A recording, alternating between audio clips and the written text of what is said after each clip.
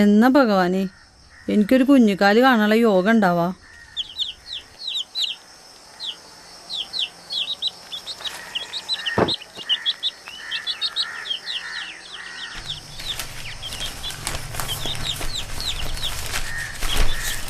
രണ്ട് വർഷമായി കല്യാണം കഴിഞ്ഞിട്ട് ഇതുവരെ യാതൊരു സൂചനയും ഇല്ല. ബന്ധുക്കളാണെങ്കിൽ ചോദിച്ചിട്ട് വയ്യ.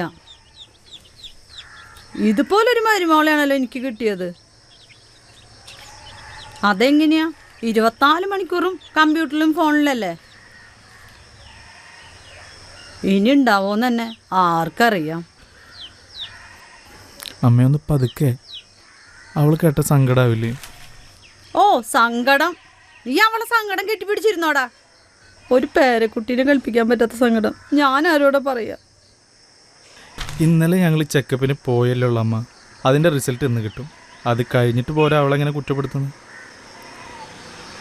പിന്നെ ഒരു PG വീട്ടമ്മ മൊബൈൽ നോക്കുന്നല്ലേ അവൾ നോക്കുന്നുള്ളൂ. ഇന്ന് വൈകിട്ടാണ് ഡോക്ടർ അപ്പോയിൻമെൻറ്റ്. അവൾക്ക് കൂട്ടായിട്ട് അമ്മയുണ്ടാവണം.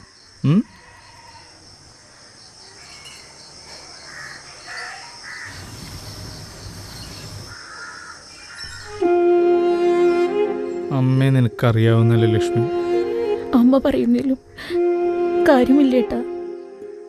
അച്ഛൻ മരിച്ചാൽ പിന്നെ ഏട്ടനെ വളർത്തിയതല്ല അമ്മയല്ലേ.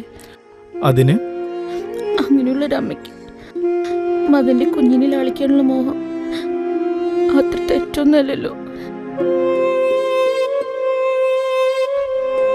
അപ്പൊ അവ എത്ര ആഗ്രഹിച്ചിട്ടുണ്ടാവും ഒരു കുഞ്ഞിക്കാല് കാണാൻ. എനിക്ക് വിഷമമൊന്നുമില്ല. ഏട്ടൻ മറ്റൊരു വിധത്തെ കുറിച്ച് ചിന്തിക്കണം. അമ്മ പറയും പോലെ ഞാനൊരു ഒരൊറ്റ കീറ് വെച്ച് തന്നാണ്ടല്ലോ. രാവിലെ തന്നെ കല്യാണാലോചന കൊണ്ട് വന്നേക്കുക, അതും സ്വന്തം ഭർത്താവിന്. കൊള്ളാം. നോക്ക്, ഇന്ന് ഹാഫ് ഡേ ലീവ് ഞാൻ പറഞ്ഞിട്ടുണ്ട്. ഞാൻ വരുമ്പോഴേക്കും ഹോസ്പിറ്റലിൽ പോകാൻ ഒരുങ്ങിയെന്നോണം.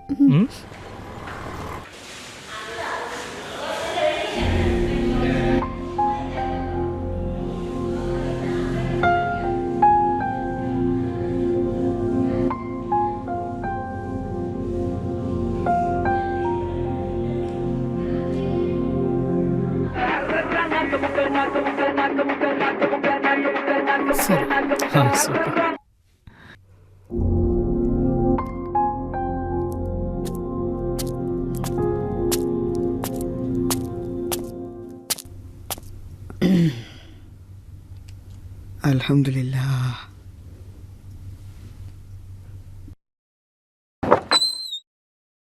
ലക്ഷ്മി മിഥുൻ,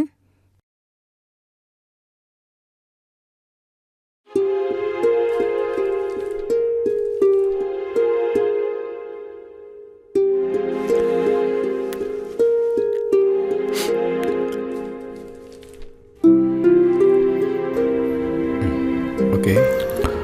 റിപ്പോർട്ട് പ്രകാരം കാര്യമായിട്ടുള്ള കുഴപ്പങ്ങളൊന്നും കാണുന്നില്ല. ലക്ഷ്മിയുടെ റിപ്പോർട്ടിൽ എല്ലാം ഓക്കെയാണ്.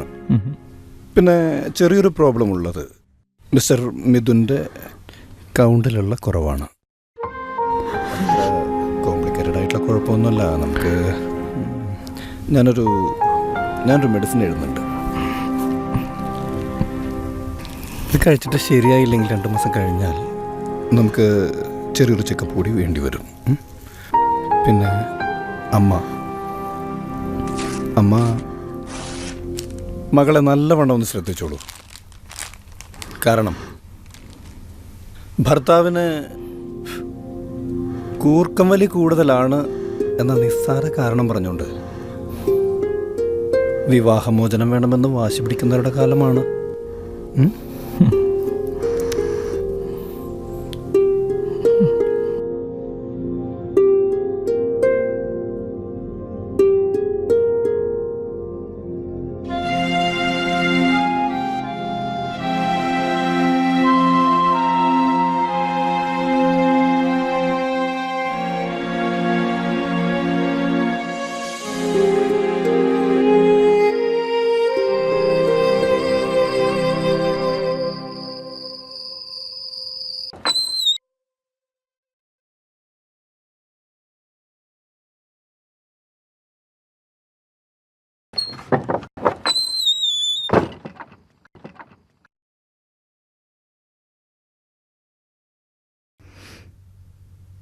ഏട്ടൻ മരുന്ന് കഴിച്ചോ?